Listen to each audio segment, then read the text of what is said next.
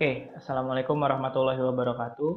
Balik lagi di mata kuliah pemrograman akuntansi 2 yang sekarang akan membahas, di video ini akan membahas pertemuan 2 dan 3 langsung secara sekaligus. Dua pertemuan dibahas langsung di sini. Di pertemuan kedua dan ketiga ini adalah tentang pembuatan master data barang dan supplier. Jadi, master data kita sebenarnya ada 4. Barang, supplier, user, dan akun. Tapi yang dibahas di dalam perkuliahan hanya 2, yaitu barang dan supplier. Untuk akun dan usernya dijadikan sebagai tugas mahasiswa. Nah, di sini yang pertama itu ada form barang JSP. Di sini formnya dijadikan satu, mungkin beda dengan semester 3 kemarin yang formnya dipisah-pisah kayak tampil akun, tambah akun, dan edit akun contohnya. Tapi kalau di sini cukup satu file JSP saja, tidak perlu bikin tampil, tambah, dan edit JSP-nya.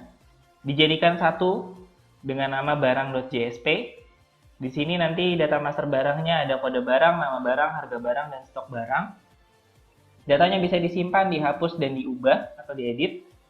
Dan kita juga bisa mencari data barang. Dan di form barang ini nanti akan ada validasi yang namanya data belum lengkap serta validasi angka. Validasi data belum lengkap yang mana nanti akan memproses validasinya jika salah satu data ada yang belum terisi atau belum lengkap. Kalau misalkan harga barangnya masih kosong, terus kita klik simpan, itu tidak akan bisa disimpan. Nah, untuk validasi angka, berarti inputannya nanti hanya bisa dimasukkan angka saja. Di bagian mana? Harga dan stok barang di sini. Karena untuk harga dan stok barang, ini hanya dimasukkan angka saja, kita pakai validasi angka. Kan tidak mungkin kalau misalkan harga dan stok barang diinput pakai huruf. Oke. Nah, di sini ada cari data barang, kita masukkan di sini nanti codingan pencariannya, kode barang atau nama barang. Lalu kita klik cari, nanti akan muncul di sini data barangnya. Dan sekarang kita beralih langsung ke codingnya. Untuk coding bisa diikuti langsung versi slide-nya. Di sini coding barang mungkin saya tidak praktikkan untuk mengetik lagi. Jadi pembuatannya yang pertama kita harus membuat barang JSP di sini. Klik kanan new JSP, lalu kita kasih nama barang, finish. Nah, setelah itu tinggal kita ketik codingan semua yang ada di sini sampai baris ke 50. Nah, di sini codingannya lebih sedikit ya. Padahal kita jadikan satu antara tambah JSP, edit JSP, dan tampil JSP. Walaupun kita sudah jadikan satu, tapi tetap masih sedikit. Kenapa? Karena ada beberapa bagian coding yang dipecah, yaitu adalah coding JavaScript yang berhubungan dengan validasi. Itu kita pecah dan tidak kita masukkan di sini. Dan di sini pure hanya codingan JSP dan SQL. Oke, langsung saja ini saya praktikkan codingnya. Jadi mungkin kalian bisa ikuti saja coding barang yang ada di slide, itu sudah running. Dan di sini saya ambil dari coding yang memang sudah pernah saya ketik sebelumnya. Saya copy saja. Oke, untuk barangnya. Nah, di sini saya sedikit mau jelaskan. Untuk barang, yang pertama di sini form action-nya menuju ke barang servlet. Metodenya post, on submit, return validasi input barang. Nah, di sini validasi input barang diambil dari mana? Kita harus buat dulu adalah sebuah file yang dinamakan setting.js. Nah, di sini stepnya kita diminta buat folder config di dalam folder webpack. Berarti di dalam webpack ada config, apakah sudah? Oke, sudah. Lalu kita buat di sini config. Oke, berarti tidak ada file setting.js. Kita buat dulu file setting.js-nya atau .javascript dengan klik kanan new. Kalau memang misalkan sudah ada JavaScript file atau JS di sini. Kita bisa langsung pakai. Kalau tidak ada, kita ke other. Lalu pilih di web dan kita pilih JavaScript file, kita next. Kita namakan setting. Finish. Dan inilah coding settingnya yang nanti akan kita gunakan. Nah, untuk settingnya kita diminta mengetikkan coding seperti ini. Di slide ke-8, baris pertama sampai ke 27. Function hanya angka dan function validasi input barang. Nah, ini saya copy paste saja dari coding yang sudah saya punya. Function hanya angka dan function validasi input barang. Saya paste di sini. Oke. Kalau sudah, nah yang tadi bagiannya on submit, return validasi input barang. Di sini, pada saat buttonnya di-submit, kenapa buttonnya di-submit? Buttonnya diklik. Submit. Di sini kita pakai input tipenya submit. Jadi pada saat buttonnya di-submit, dia akan menjalankan perintah validasi input barang. Validasi input barang itu yang di sini. Function validasi input barang. Form kode.value sama dengan kosong. Jika kode barangnya masih kosong, maka dia akan menampilkan alert atau pesannya. Alert atau pesannya kode barang masih kosong. Lalu else if untuk objek kedua, di sini ada nama dan jika nama barangnya masih kosong, maka dia akan menampilkan pesan nama barangnya masih kosong. Lalu harga. Jika harganya masih kosong, dia akan menampilkan harga masih kosong. Dan stok, kalau masih kosong, dia akan menampilkan stok masih kosong. Jadi, dari masing-masing ini semuanya, jika salah satunya nanti pada saat kita running programnya, kita jalankan, lalu kita klik submit, datanya masih ada yang kosong, maka dia akan menampilkan pesan. Pesannya diambil dari sini. Function validasi input barang. Itu di sini. Return validasi input barang. Nah, lalu di sini ada value string param.kdbrg. Ini fungsinya buat apa? Jadi pada saat kita klik edit, parameternya langsung memanggil dari kd barang yang ada di slide kelima. Kita ambil parameternya langsung dari sini. KDBRG itu dari mana sih? Ya. Kode barang, nama barang, ini kan nama fieldnya, harga dan stok. Berarti pada saat kita klik edit, berarti objek text box-nya tadi, dia akan mengisi kode barang, nama barang, harga dan stok sesuai yang kita pilih. Lalu di sini juga ada return hanya angka. Hanya angka di sini fungsi dari JavaScript tadi, yang ini. Function hanya angka. Berarti dia hanya bisa diinput oleh angka saja. Codingnya seperti ini, defaultnya. Ya, kalau kita coba searching di Google, codingnya pun juga sama seperti ini. Jadi, memang ini sudah coding umum gitu ya. Formatnya seperti ini, jadi kita panggil di sini, return hanya angka dalam kurung event. Karena di sini EVT, event. Ya, beda di sini validasi input barang form. Kalau form berarti form keseluruhan, tapi kalau ini event. Eventnya pada saat apa? Pada saat on key press. On key press pada saat keyboardnya kalian ketik. Keyboardnya kalian ketik, dia akan menjalankan fungsi hanya angka. Ya tadi, hanya bisa diinput dengan angka saja. Berarti untuk harga dan barang tidak bisa diinput dengan huruf. Lalu di sini form action cari data barang, ini perintah untuk mencari mulai dari baris ke-26 sampai ke-29. Di ke-30 di sini untuk query pencariannya. Nah, di sini mungkin masih query supplier ya, saya lupa rubah. Jadi query supplier ini kalau mau diganti boleh, silakan. Ganti query nggak masalah. Ya, walaupun ini formnya form barang tapi query-nya query supplier. Bebas karena ini variabel. Kalau misalkan bagian variabel query suppliernya diganti, bagian mana yang harus kita ganti juga? Bagian di sini, di items. query supplier dot rows index. Berarti query supplier di sini itu diganti juga. Samakan dengan yang ini. Terus select bintang from barang, kita manggil data dari barang berdasarkan kode barang like parameter cari itu dari sini, atau nama barang like parameter cari. Berarti nanti pada saat pencarian dia akan mencari berdasarkan barang dan nama barang. Terus di sini untuk menampilkan data, lalu ini buat nampilin datanya, row 0 sampai 3 karena dia menggunakan array. Ahref barang servlet aksi hapus untuk menghapus data. Dia langsung include-nya ke dalam servlet. Tapi kalau misalkan kita mau ubah data, beranda JSP halaman tampil barang aksinya ganti. Row barang 0, 1, 2, 3. Kalau kita mau ubah data. Nah, di sini data bisa melakukan kita bisa melakukan pencarian data. Pada saat kita klik edit, data akan tampil di atas. Pada saat kita klik hapus, data akan terhapus. Pada saat kita klik simpan, data akan menyimpan.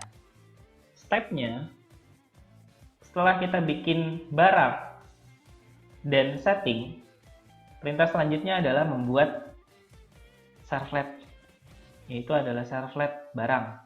Nah, di sini kita diminta membuat servlet. Di dalam kontrol servlet, nama servletnya apa? Barang servlet. Next, jangan lupa ini di checklist, karena kalau ini tidak di checklist tidak akan bisa. Finish.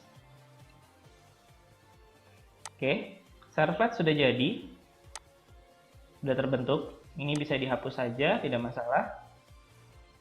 Nah, tinggal kita ketik codingnya. Yang pertama di sini ada beberapa import yang harus dimasukkan.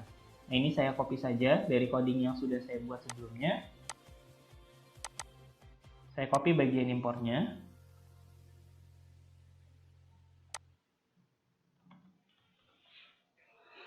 Nah, setelah sampai sini, bagian yang diganti adalah baris ke-15, yaitu public class barang servlet, extendnya pesan.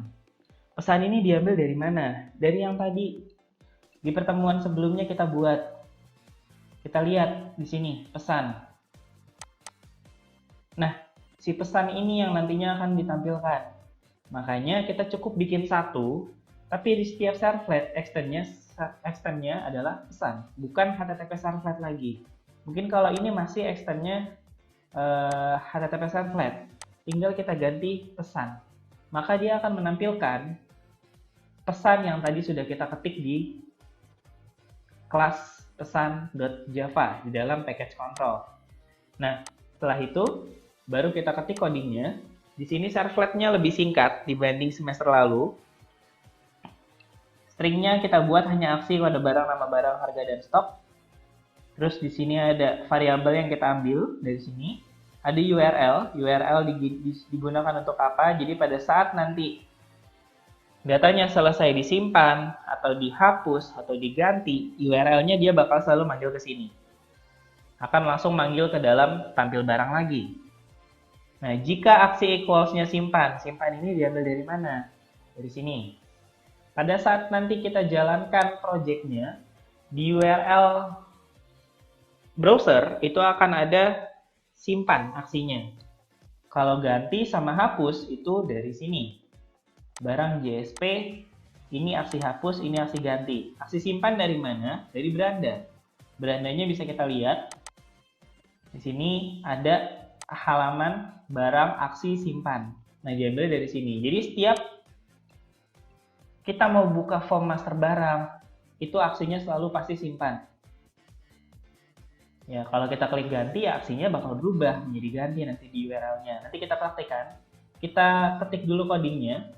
Ya, kita ketik semuanya. Ini saya copy saja dari codingan yang sudah ada.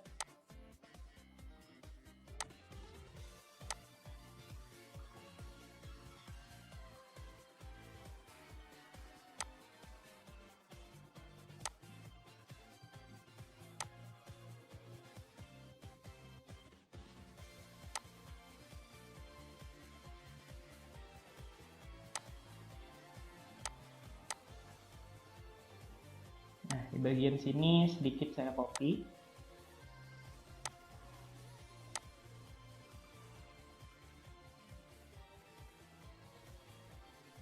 Oke, masih merah.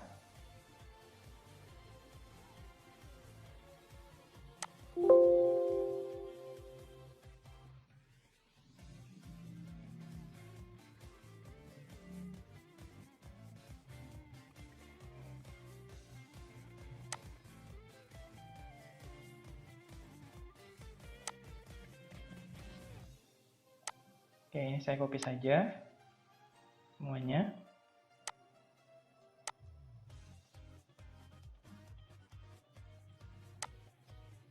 Tidak ada masalah ya, jadi tinggal kalian ketik saja. Ini kelebihan kurung sepertinya.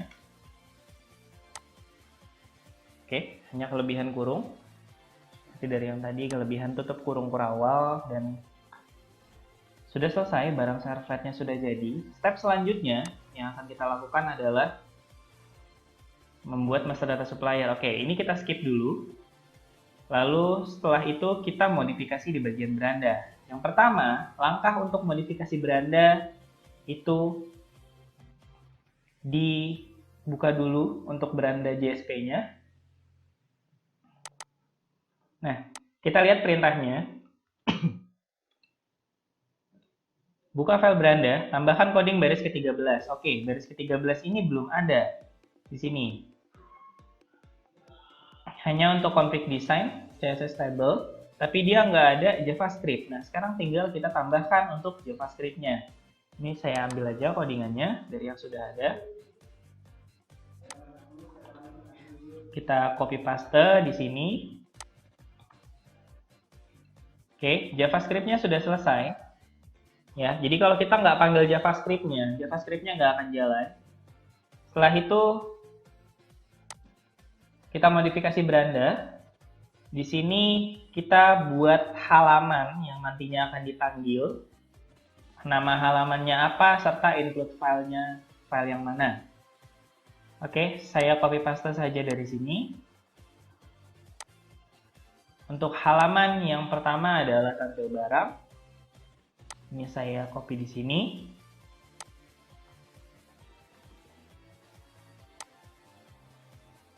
Oke, setelah itu,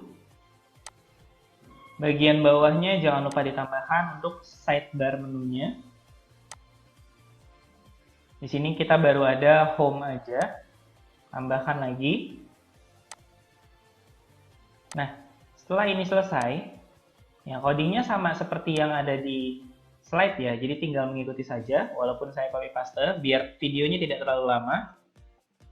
Dan jangan khawatir, walaupun kalian ngetik sesuai yang ada di slide itu sudah terbukti dan sudah bisa, ya sudah beberapa ada yang bisa. Dan di sini data barang, kalau memang misalkan kita hapus, ini akan hilang. Dan kalau kita edit, dia akan langsung tampil di sini. Kalau kita simpan, dia akan menyimpan atau mengubah data berhasil diganti pesannya.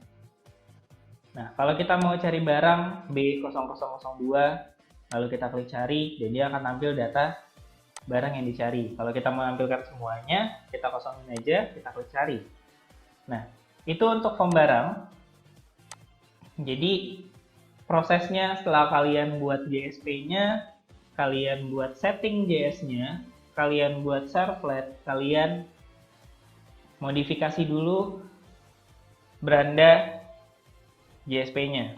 Yang pertama tambahkan JavaScript, lalu di sini tambahkan pembuatan halaman dan tambahkan URL linknya. Nah, untuk yang supplier bagaimana?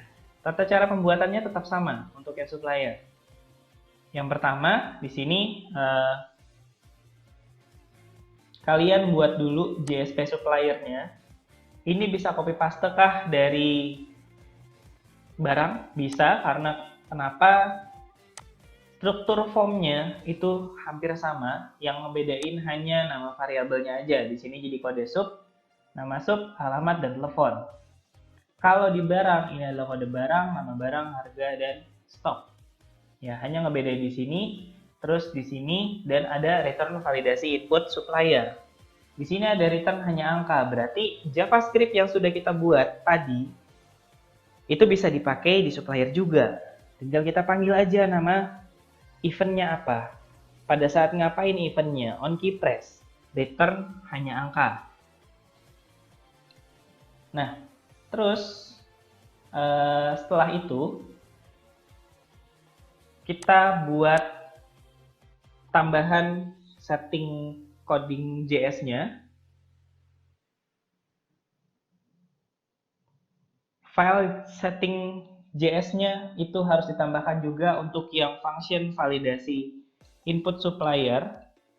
Ya, jadi input supplier juga harus ditambahkan. Ya, walaupun kita sudah bikin tadi di barang, tapi kan nama formnya beda atau nama objeknya beda, jadi kita tetap harus bikin lagi. Kalau memang kalian mau bikin sama, itu nggak ada masalah, asal nama objeknya tetap sama persis. Tapi mungkin agak susah kalau objeknya sama persis. Nah, di sini setelah kalian bikin coding file setting JS-nya, jadi kita bikin di sini supplier. Di sini ada suppliernya. Ini saya close dulu semuanya. Kita bikin supplier, ini saya ambil copy paste saja. Oke, suppliernya sudah jadi. Setelah itu kita bikin apa? Setting JS-nya harus ditambahkan. Setting JS di bagian function input supplier ini saya tambahkan di sini. Tambahkan langsung di bawahnya aja, tidak masalah. Lalu bikin servlet. Servlet untuk supplier namanya sub servlet. Ya, bebas ya, karena di sini untuk servlet supplier mahasiswa diminta membuat coding sendiri mengacu dari coding servlet barang dan dipandu oleh dosen pengajar. Jadi triknya untuk servlet supplier itu tidak beda jauh dengan servlet barang ya. Jangan lupa di bagian pesan ini diubah. Lalu di sini untuk stringnya, di sini kode barang, nama barang, harga, dan stok sesuaikan dengan apa yang ada di dalam JSP suppliernya. KD sub, NM sub, telepon, sama alamat. Ya, dan untuk URL-nya di sini beranda berarti aksinya ke tampil supplier. Simpan ini masih sama, semuanya ini masih sama persis. Ya, yang ngebedain hanya di baris 22, 23, 24, 25, 26, dan 27. Selebihnya sama. Dan jangan lupa juga untuk modifikasi berandanya lagi. Mulai dari mana? Dari slide ke-19, bagian tampil supplier ini kalian tambahkan di bawahnya tadi. Ya, berarti kita harus menambahkan di sini. Kita buka berandanya, kita tambahkan, berarti ini ada tampil barang, ini bisa kita copy, terus kita tambahkan di sini, terus kita ganti tampil sub misalkan. Lalu di sini berarti supplier, dan jangan lupa tambahkan di bagian bawahnya juga untuk menu sidebar. Di sini halamannya kita ganti jadi tampil supplier. Berarti di sini data supplier yang nantinya formnya akan seperti ini. Ya, data barang, data supplier sudah ada. Nah, sampai di sini pertemuan kedua selesai. Untuk tugas mahasiswanya berarti diminta membuat master data akun dan master data user. Dan diarahkan untuk membuat satu file JSP saja, tidak membuat 3 file JSP. Walaupun di semester 3 itu sudah pernah membuat master akun, master user, bisa digunakan bisa, tapi file JSP-nya tetap dijadikan satu. Untuk modelnya, gunakan model yang sudah kalian buat di tugas pertama. Dan servletnya sama persis seperti servlet barang tadi ataupun servlet supplier. Poin mana yang harus diganti dan kalian harus pahami sendiri. Poin mana yang harus diganti, kita tidak bisa asal sembarang copy paste saja. Ya, jadi buat buat master akun seperti ini, lalu buat master user seperti ini. Setelah itu tugasnya selesai. Berarti sampai selesai pertemuan 3, semua master data dianggap sudah selesai. Biar nanti di pertemuan keempat dan 5 langsung masuk ke dalam transaksi pemesanan. Oke, selesai sampai sini, data barang running, data supplier running, akunnya juga tampil, serta data usernya juga tampil.